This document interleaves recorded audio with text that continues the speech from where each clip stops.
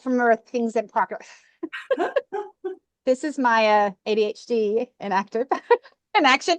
So we're gonna actually be putting some things into practice to show you exactly how to do some of those things that we were talking about in the last session. If you weren't in the last session, it's okay. There's going to be a recording. There's a recording that you can access.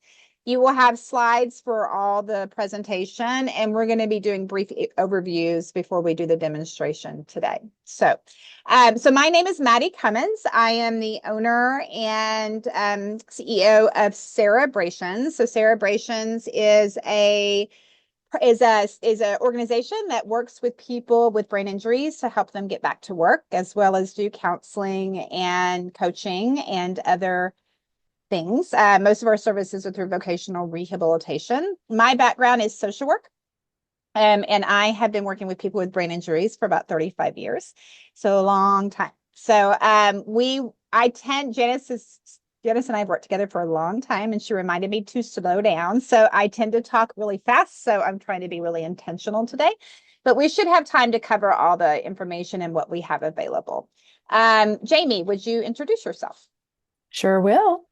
I'm Jamie Supans. I'm a speech language pathologist. I also work with Cerebrations. What else do I need to say? I need to say that I have been working with people with brain injury for about 23 years, I guess now. I had to do the math. I actually wrote it down right here so that I can tell you that. It's flown by. It happens, goes fast and it flies by. Um, but yeah, hopefully we'll be able to give you a little bit more practical application of some of the things that we talked about last time. And we will go as quickly and as clearly as we can. Yes, So, do you have the slides, Maddie, I perchance? do. I'm trying to figure out why. Sorry, this is Zoom and it confuses me. Where is my If do you have window? a share button Yeah. up? Okay. Yeah, no, I saw it. I'm just trying to figure out. Let me close something real quick and then I will share. Okay, there we go. And then let me move a couple of things. This is day 2. Yep. So we're on day Now, 2. oh, perfect. I was Yeah. getting nervous because it Yep. wasn't showing up. Okay. Yep. It's on day 2. So today what we're going to cover is a couple of things. So we're going to review some primary options for an organized brain. So last session, we went through multiple different areas that really impact how the brain works. The thing to remember is that your brain is the organization that we're talking about is not only externally, so your calendar, your way you take notes, the way that you remember to do things, but also internally. So after a brain injury, that internal capacity to organize things becomes really disrupted. And so we have to, one of the things that we really do with our clients is they spend a lot of time with speech therapy, helping them find the best system for you. We're going to demonstrate those tools. So we're actually going to go back through some review since it's been a couple weeks, and we're going to demonstrate some of the tools we're talking about. So we'll be doing that live. So we're going to give someone the opportunity to go through that process for your own to-do list and calendar. If people are not comfortable doing that, that is perfectly fine. Jamie will direct me as I give her my very unorganized life. I always say I need a speech therapist myself. And then if we have time, I want to make sure we have a lot of time to do that piece. Then we're going to talk about how do you increase your organization with AI. I think it's really important these days that we talk about what AI can and cannot do and how it can be helpful. One of the things I find with myself and with our clients as well is that I can get so bogged down in the AI tools that it takes me more time to do that than it does just to organize things myself. So sometimes it's more about just using it for AI for specific purposes. And so we'll be working through that as well. So just as a reminder, and I'll review real quick, one of the things to remember is that these tools that we're talking about help with your executive function. So the executive function is the frontal lobe of the brain, as well as some other parts. It's really the way the brain makes decisions, the way it understands time, the way it plans and pays attention to things. And it's really your brain's management system. So all of these things that we're talking about are really important to make sure that your executive function is working to the capacity it can. So all of us have compensations. We use this big fancy word called compensations, saying it's your outside brain. The thing I always talk to our folks about is everybody has an outside brain. Mine is a written calendar as well as a electronic calendar. And that's how I remember things, because otherwise I can't remember it. So these tools that we're talking about really help your executive function work better. And our goal is always to help you get more cognitive capacity. So slowing some things down so that you have as much cognitive energy as you possibly can. Anything you wanted to add about that, Jamie? No, I think that sounded good. Okay. So just as a reminder from last time, or for those of you that have not been able to watch or were available last time, there's 3 core executive skills that these compensations help with. One of them is thinking ahead. It's planning and prioritizing. So how do we, every Sunday, I look at my calendar for the week coming ahead. I plan out what I need to do. I plan out all my appointments and all the other things I have to do, including go to the gym, making dinner, all of the things, so that I can plan ahead. I know about myself that if I don't do that, I'm going to be a mess all week because I'm not sure what I'm doing. There's just something about that planning piece that becomes really important. Prioritizing is also important because you can have 1,000,001 things that you want to do or you need to do, but we're not always sure how to prioritize, and then allocating the resources for that. Staying on track, not only just how do you plan, but how do you make sure that you're staying on track and being flexible if things change. One of the things that we know about our business is that we make lots of plans and lots of things happen to make us change plans. And so it's about really how do you manage that time. So if you need to change plans and you have a good system that you can move things around. And then follow through. So you have a long to-do list, but you're not getting to it. That's pretty common because it just feels overwhelming. So all of these pieces are really important for staying organized and for keeping that executive function working.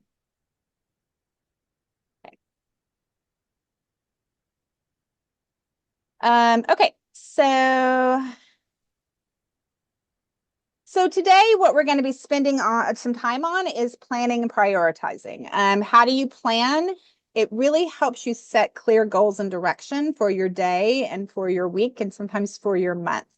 And one of the things I find when we start working with our clients with brain injuries is that they often have some systems in place, but not full systems that really can help them manage that executive function and manage that mental energy. So we really spend a lot of time in our program concentrating on cognitive energy and cognitive fatigue, and how do we find space in there for your brain to rest. And so this is why this is a really important piece for people with brain injuries. And we're going to go through these things today. So what we're going to look at today is how do you write down a list of things to do? What does that look like? Prioritize and shorten it to the top 3 to 5 things. Estimate how long each task will take, and then schedule it in a planner. And so what I think is really important is that you start realizing these outside tools are your brain. They're part of your brain, and everybody uses them. You just need them after a brain injury, especially initially. You need them to really help focus and stay on task. So your brain's not trying to go 47,000 different directions to figure out what you're going to be doing. So I wanted to see what's next because I think I forgot. Okay. So anything about that, and then I'll go through all these pieces of what we're going to do, Jamie. Oh, okay. No, I think we're going to take it step by step. We are. So I don't have much more to say at the moment. Okay. Any questions? We can stop here for any questions. I know we're just getting started, but. Did you want to ask your question now, Lynn? This is the time. Sure. Hi, Lynn. Hi. Please. I wrote it in. Do you want to just, okay, so when I was working with Debbie Giebert at Voc Rehab, she'd said you weren't contracted with them and you mentioned you work primarily through Voc Rehab. So has that maybe changed from about a year and a half ago that I might be able to now participate or no? Yeah, we have a contract. Okay, so you didn't before and then you do now? Maddie froze. Uh-huh. We do. Maddie can speak to it more because she's the boss and does all of those things. But we've been working with vocational rehab since, gosh, I think Maddie, the end of 2023 at least, as far as the contracts go. And So I'll have to Maddie's, check back with her because when we tried it that about that time frame or 2024 at least, that it was like you weren't contracted at all and I couldn't do it because of that.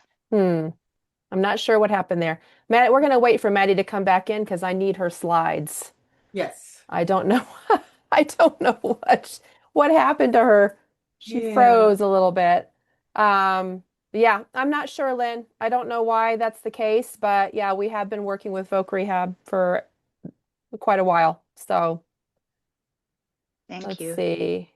This is Carrie. I just wanted to mention too, I'm excited that y'all are going to go over some AI today. Mm-hmm. And in June, at the end of the month, we will be having a three-part, 6-hour session on AI. So we'll be doing some workshops and some coaching and TA. So just something to keep in mind too, that you can add that to your tool basket.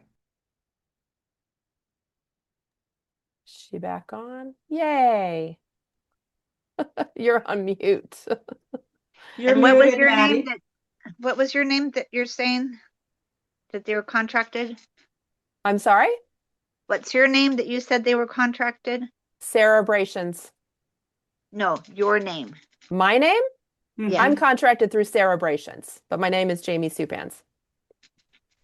It's not contract to me. It's a contract to Cerebrations, Yeah. if that makes sense. Yeah. Yeah. Okay, so Maddie, sorry, we need your slides. I don't know why you're still muted. Technical difficulties today. Yes. It happens with Zoom sometimes. Um, so I Give her want another to minute. remind everyone that for questions, Maddie and Jamie will pause for those questions. And if you have them, write them down so that when it is time for pause, you can ask the questions. But please remember to keep your questions and your comments brief so it allows for everyone to participate with questions and also to allow for the full time of this presentation. Which is getting shorter, unfortunately, due to technical There we go. difficulties. Okay. Here we go. Yay. Sorry about that. I'm going to stay off camera because I'm having to use my hotspot because my internet decided to turn off. So, all right, let me reshare and close that down so we don't watch that. Thanks for your patience, guys. Let me close that down.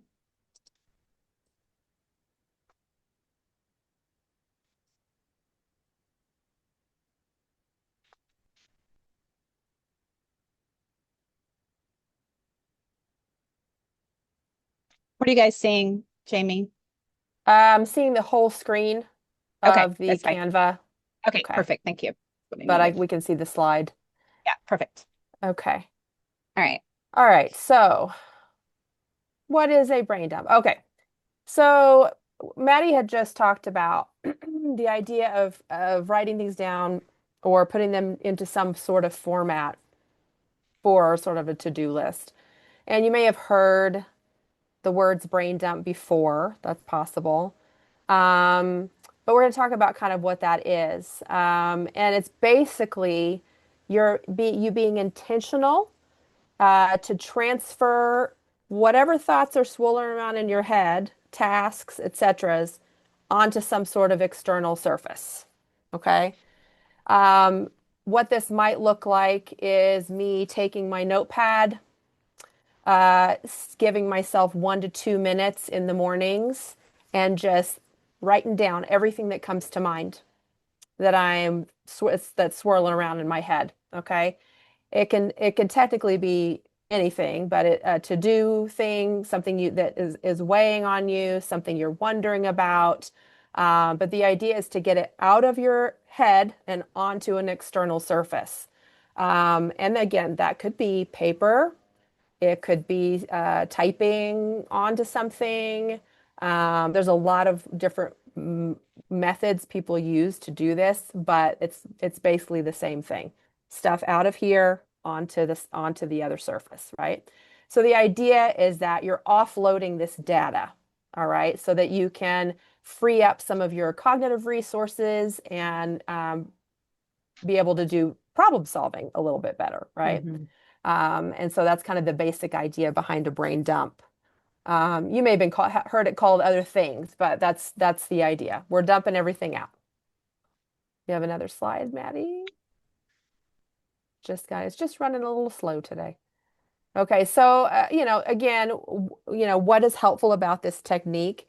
The idea is that it can potentially reduce anxiety. You've got your stuff stored elsewhere, and maybe that helps you relax a little bit, right? You've gotten all your ideas out, they're on the paper, or they're in your phone on a notepad app or something like that, and now maybe you can relax a little bit.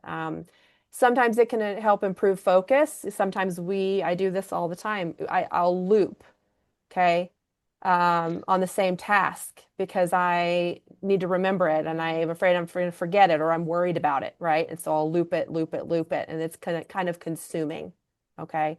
So dumping it out helps me to get it out of my head and onto the paper, right? Conserving energy.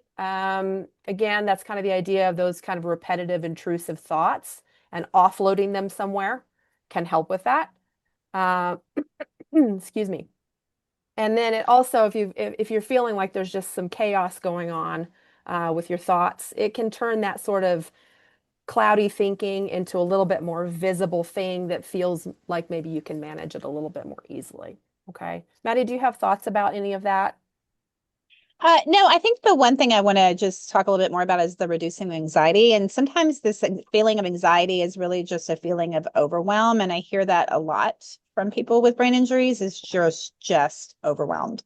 And so there is the brain has this really strange thing when it tries to keep all the information into the memory that doesn't really need to be there. It doesn't really know what it's supposed to do with it. And so it will actually just keep looping around and around that information until it figures out what it needs to do. So that's why this process is really important. And because it also then just gives your brain more space. And so if you think about your brain like a file cabinet, there's all this stuff in there that maybe doesn't need to be in there. So Okay. All right. So, there's a quote: the goal of the brain dump isn't to be organized, it's to be empty. Okay. So that goes back to that idea. All the stuff swirling around is getting emptied out onto an external surface. Okay. Okay, so I think so here's an example of a brain dump. Okay. So this is And Maddie's brain dump, right? this Or is what? my brain